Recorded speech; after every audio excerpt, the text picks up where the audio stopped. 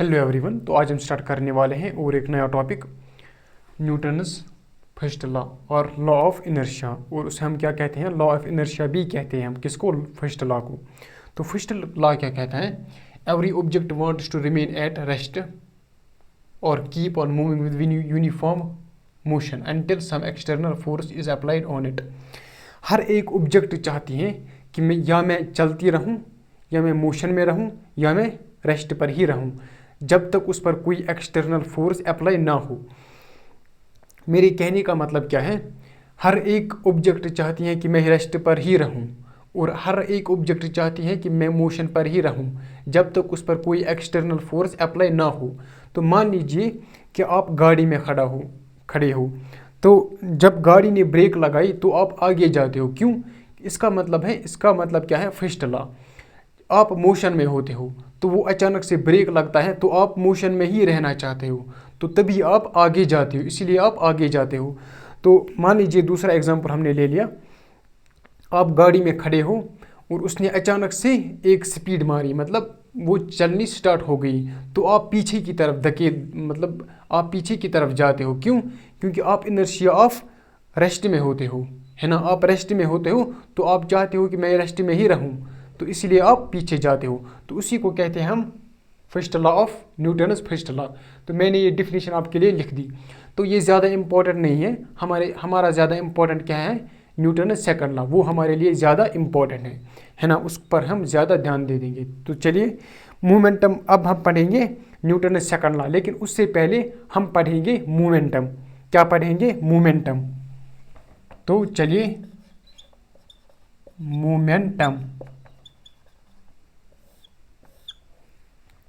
Momentum, मान लीजिए एक पार्टिकल है ऑफ मास m और उसके पास वेलोसिटी है v, इसके पास वेलोसिटी है v। हम मोमेंटम को कैसे लिखते हैं? p से। हम मोमेंटम को रिप्रेजेंट करते हैं p से। वो किसके बराबर होता है? मोमेंटम किसके बराबर होता है? Product of mass times velocity.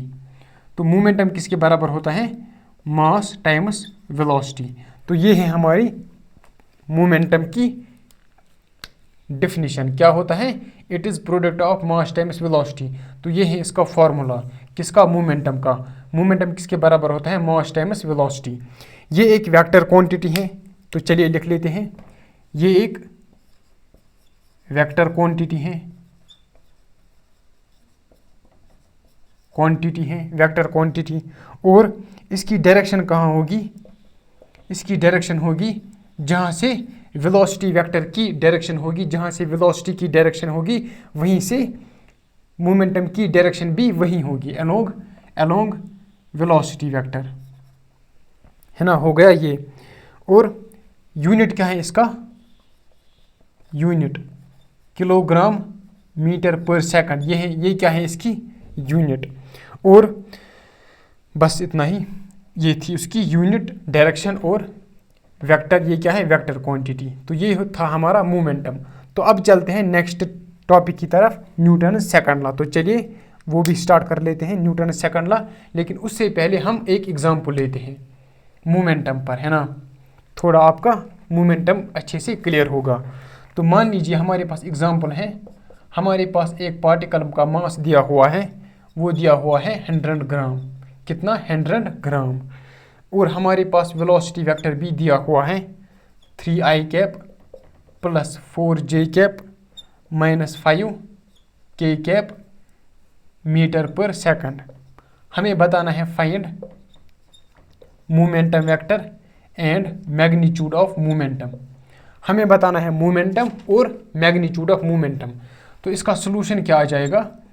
पहली बात, मोमेंटम किसके बराबर होता है? मास टाइम्स वेलोसिटी वेक्टर। तो ये किसके बराबर आ जाएगा? मास किसके बराबर दिया हुआ है? 100 ग्राम। तो 100 ग्राम को हम कैसे लिखेंगे? 1.0 किलोग्राम। हमने ग्राम को किलोग्राम में कन्वर्ट कर लिया, तो किसके बराबर आ जाएगा? 0.1 हो गया मास टाइम्स वेलोसिटी किसके बराबर दिया हुआ है? 3i cap plus 4j cap minus 5k cap metre पर सेकंड। ये क्या है? किलोग्राम। तो क्या आ जाएगा हमारा आंसर?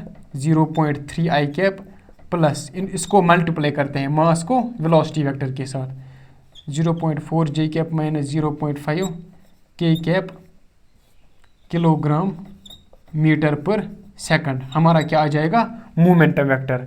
तो ये था हमारा मोमेंटम। तो चलिए अब आगे चलते हैं और पढ़ते हैं हम अब न्यूटन्स सेकंड लॉ। ये था हमारा फर्स्ट लॉ और था हमारा मोमेंटम। मोमेंटम समझ में आया होगा। तो अब चलते हैं न्यूटन्स सेकंड लॉ की तरफ।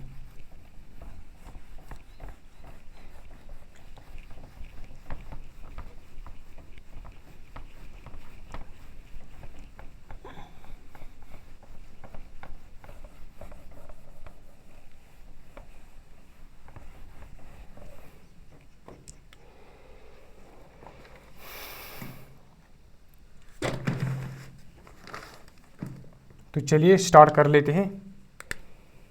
बहुत ज़्यादा इम्पोर्टेंट है ये न्यूटन्स सेकंड लॉ। इसी के इर्द गिर्द हमारा न्यूटन्स लॉज ऑफ मोशन मतलब इसी के इर्द गिर्द वो घूमेगा। कौन, न्यूटन, ये एनएलएम है ना हमारा चैप्टर, किसमें, न्यूटन्स सेकंड लॉ के इर्द गिर्द, इसी के इर्द गिर्द वो घूमेगा न्यूटन्स सेकंड लॉ। ये बहुत ज़्यादा इम्पोर्टेंट है। तो क्या बताता है न्यूटन्स सेकंड लॉ? तो चलिए Newton's second law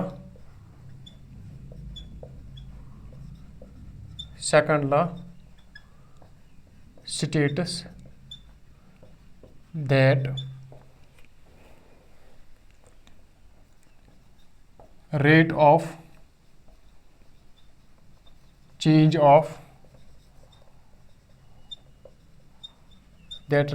of momentum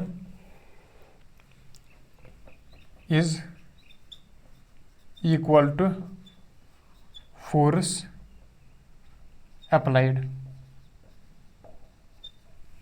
जो न्यूटन सेकंड लॉ होता है, जो rate of change of momentum होता है वो डायरेक्टली प्रोपोर्शनल होता है फोर्स के। तो हम यूं भी कह सकते हैं जो rate of change of momentum है वो बराबर है फोर्स के। क्या हमारा है, मान लीजिए एट टाइम टी हमारे पास पार्टिकल का मोमेंटम है p, और at time t plus delta T momentum है हमारा p vector plus delta p। तो मोमेंटम है हमारा ये। तो फोर्स, एवरेज फोर्स किसके बराबर आ जाएगा, फोर्स किसके बराबर आ जाएगा, फोर्स आ जाएगा बराबर चेंज इन मोमेंटम, यही तो सेकंड लॉ है ना, change in momentum divided by time taken. Second law क्या बताता है, rate of change of momentum is equal to force applied. जो rate of change of momentum होता है वो किसके बराबर होता है, फोर्स अप्लाइड के बराबर। तो इसको हम कहते हैं change in momentum divided by time taken. कितना टाइम लग गया मोमेंटम को चेंज होते हुए, तो कितना टाइम लग गया एफ, और हम उसे क्या कहेंगे, एवरेज फोर्स भी हम कहेंगे, है ना, हम इसको एवरेज फोर्स भी कह सकते हैं। तो चेंज इन मोमेंटम किसके बराबर हो जाएगा, final momentum minus initial momentum which is equal to delta P divided by time taken कितना लग गया, डेल्टा टी। तो इतना आ गया हमारा एवरेज फोर्स। मान लीजिए हमारा डेल्टा टी टेंड्स टू 0, अगर ये बहुत बहुत छोटा होगा, कौन, डेल्टा टी, तो हम इसको कैसे लिखेंगे, हम लिखेंगे फोर्स को कैसे हम लिखेंगे, D P divided by D T. तो क्या है ये, rate of change of momentum. हम इसको कैसे पढ़ेंगे, rate of change of momentum. यही क्या है डिफिनीशन किसकी, फोर्स की। यही क्या देगा हमें, इंस्टेंटेनियस फोर्स।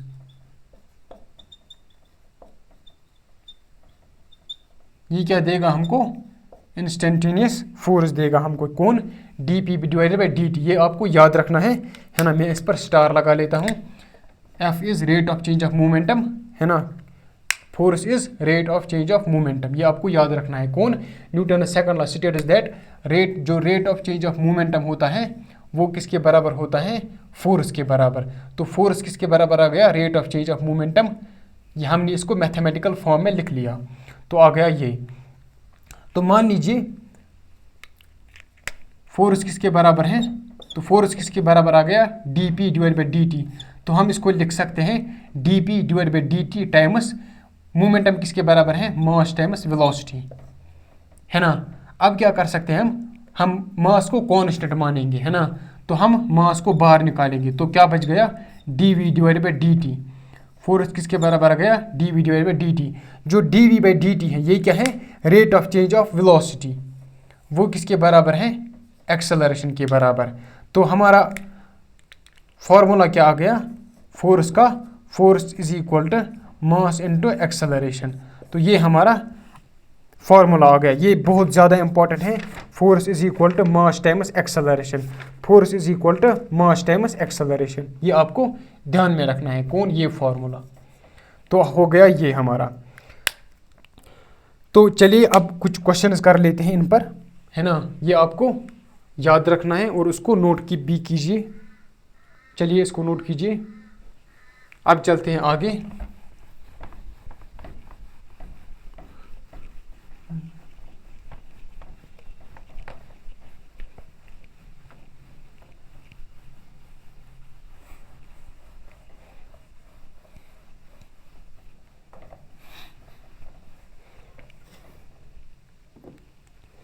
तो मैं पहले क्वेश्चन लिख देता हूं। तो क्वेश्चन क्या है, एन ऑब्जेक्ट ऑफ मास, मास हमें दिया हुआ है 5 किलोग्राम और वेलोसिटी भी दी हुई है, velocity vector is equal to this much. Find average force in the time interval t is equal to 0 to t is equal to 3 seconds. तो हमें क्या निकालना है, हमें निकालना है एवरेज फोर्स। वो किसके बराबर होता है, change in momentum divided by change in time. तो चेंज इन मोमेंटम कितना आ जाएगा, final momentum minus initial momentum. तो momentum at 3 seconds minus momentum at 0 second divided by change in time में कितना चेंज आ गया, 0 to 3 second.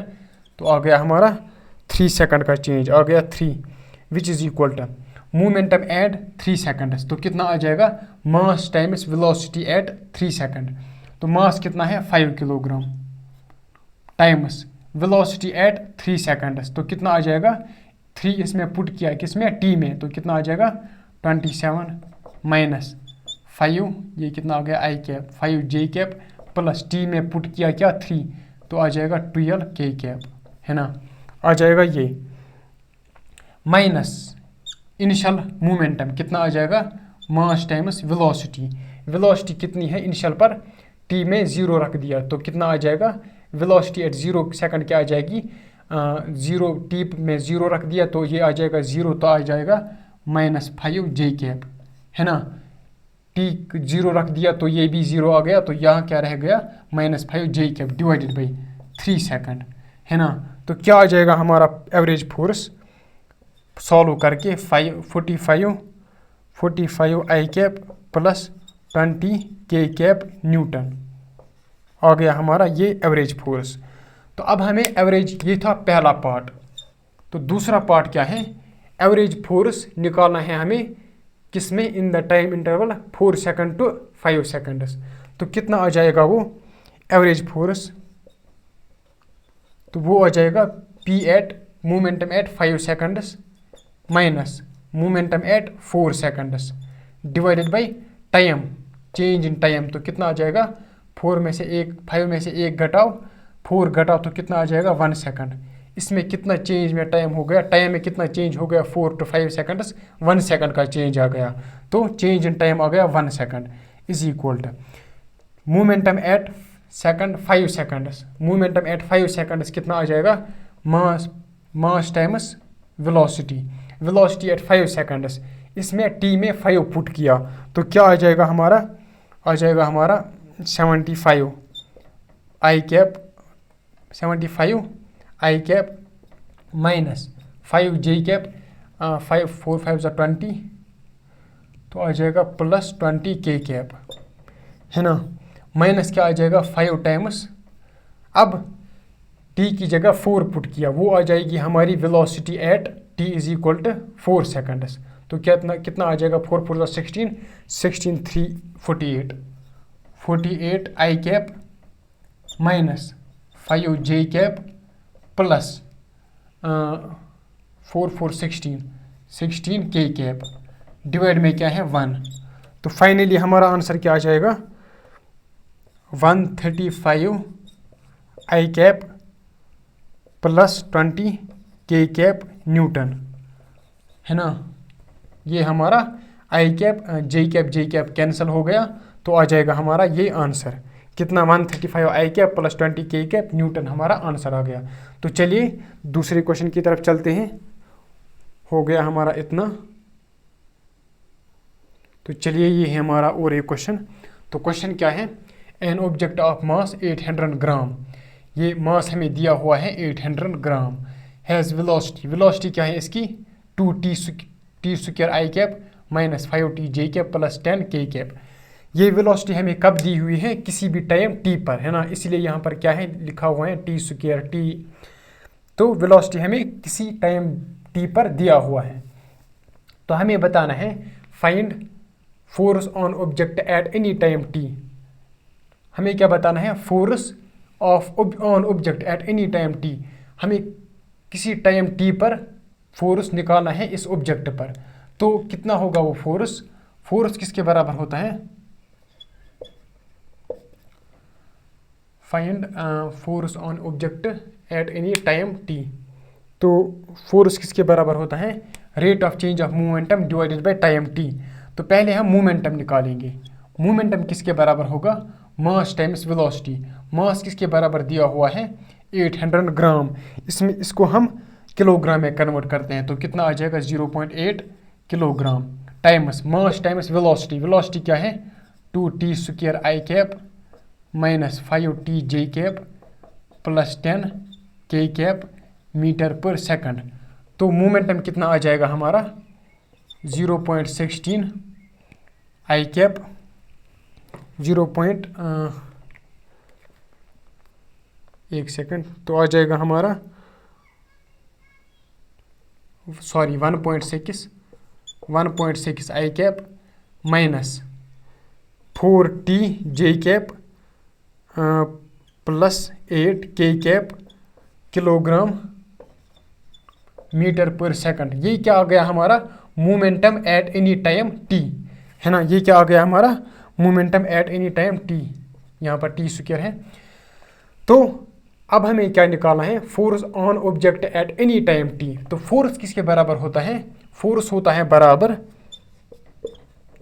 Rate of change of momentum. किसके बराबर होता है, rate of change of momentum. मतलब हम क्या करेंगे, ये मोमेंटम दिया हुआ है किसी भी टाइम t पर, तो हम इस मोमेंटम को डिफरेंशिएट करते हैं विद रिस्पेक्ट टू t, है ना। तो क्या आ जाएगा, इसको डिफरेंशिएशन किया किसको, इसको, तो क्या आ जाएगा वो 3.2t I cap minus 4j cap plus 0 k cap Newton. तो कितना आ जाएगा वो 3.2t I cap minus 4j cap Newton. तो अब हमें बताना है दूसरा, force on object at t is equal to 3 second. ये किस पर फोर्स था, ये कौन फोर्स था, एट एनी टाइम t। तो फोर्स एट टाइम 3 सेकंड्स, वो किसके बराबर होगा, हम इस फोर्स को जो हमने टाइम t पर निकाला, हम इसको t में क्या रख देंगे, हम t में क्या पुट करेंगे 3। तो कितना आ जाएगा 9.6 I cap minus 4j cap Newton. क्या आ जाएगा force at 3 seconds, force on object at 3t is equal to 3 second पर फोर्स क्या आ जाएगा ये। तो ये था हमारा दूसरा क्वेश्चन। तो अब चलते हैं आगे, अब पढ़ते हैं हम अब न्यूटन्स थर्ड लॉ। क्या पढ़ते हैं हम अब क्या पढ़ते हैं हम, न्यूटन्स थर्ड लॉ। तो चलिए आगे बढ़ते हैं।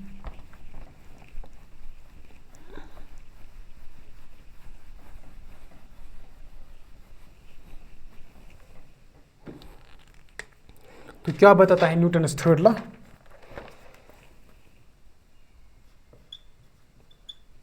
Newton's third law. Newton's third law क्या बताता है, state is that for every action there is equal and opposite reaction. हर एक एक्शन का उसका रिएक्शन होता है। मान लीजिए मैंने इस बोर्ड को पुश किया किसी फोर्स F से, तो ये भी पुश करेगा मुझे उसी फोर्स F से, उसका मैग्नीट्यूड भी सेम होगा लेकिन उसका डायरेक्शन क्या होगा, अपोजिट। मैंने इसको फोर्स दिया अंदर की तरफ, तो ये जो बोर्ड है ये देगा मुझे फोर्स बाहर की तरफ। तो पहले हम लिखेंगे Newton's third law status that, ये आपने 9th क्लास में भी पढ़ा होगा, है ना, for every action there is equal and opposite reaction. Action reaction same nature का होना चाहिए, है ना। एक्शन रिएक्शन क्या होता है, सेम नेचर का। मान लीजिए मैंने इसको फोर्स दिया F न्यूटन, मैंने इस पर कौन सा फोर्स लगाया, नॉर्मल फोर्स, इसने भी क्या लगाया, नॉर्मल फोर्स। मान लीजिए ये एक अर्थ है, ये अर्थ है, यहाँ पर एक इस पर सरफेस पर एक मास m रखा हुआ है। अगर अर्थ खींच रही होगी इस मास को mg से, तो ये जो पार्टिकल है ये भी मास, ये भी अर्थ को किस फोर्स से खींच रही होगी, mg से। तो हम लिखेंगे यहाँ पर action reaction must be of same nature, वो सेम नेचर का होना चाहिए। एक्शन रिएक्शन सेम नेचर का होना चाहिए। मान लीजिए यहाँ पर एक ऑब्जेक्ट रखा हुआ है मास m, इससे नीचे की तरफ कौन सा फोर्स लग रहा होगा, इस पर mg। तो ऊपर की तरफ कौन लग रहा होगा, नॉर्मल और mg एक्शन रिएक्शन नहीं है। क्यों, क्योंकि ये सेम नेचर के नहीं है, है ना। नॉर्मल फोर्स कौन लगा रहा है, सरफेस, और mg कौन लगा रहा है, अर्थ। तो ये एक्शन रिएक्शन नहीं है। Normal and mg is not action reaction. Action reaction कौन होगा यहाँ पर, जो मान लीजिए इस बॉडी को खींच रहा है अर्थ mg से, तो ये बॉडी भी खींच रही है अर्थ को mg से, तो ये एक्शन रिएक्शन हो गया। इसी तरीके से वो क्या होना चाहिए, तो action reaction must be of same nature, वो सेम नेचर का होना चाहिए। तीसरा, action reaction must occur on different objects. Action reaction must occur on different objects. Action reaction किस पर लगता है, डिफरेंट ऑब्जेक्ट्स पर।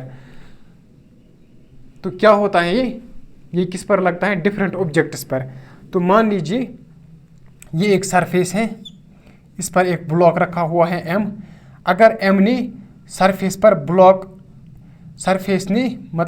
ने सरफेस पर नॉर्मल फोर्स लगा दिया, तो जो सरफेस है वो भी ब्लॉक पर नॉर्मल फोर्स लगा देगी। तो ये क्या हो गया, ये डिफरेंट ऑब्जेक्ट्स हैं, सरफेस और मास m, ये क्या है, डिफरेंट ऑब्जेक्ट्स। तो मैंने यहाँ पर लिख दिया action reaction must occur on different objects, ये डिफरेंट ऑब्जेक्ट्स पर लगता है। तो चलिए आज के लिए इतना ही, मिलते हैं नेक्स्ट लेक्चर में, तब तक के लिए ओके बाय।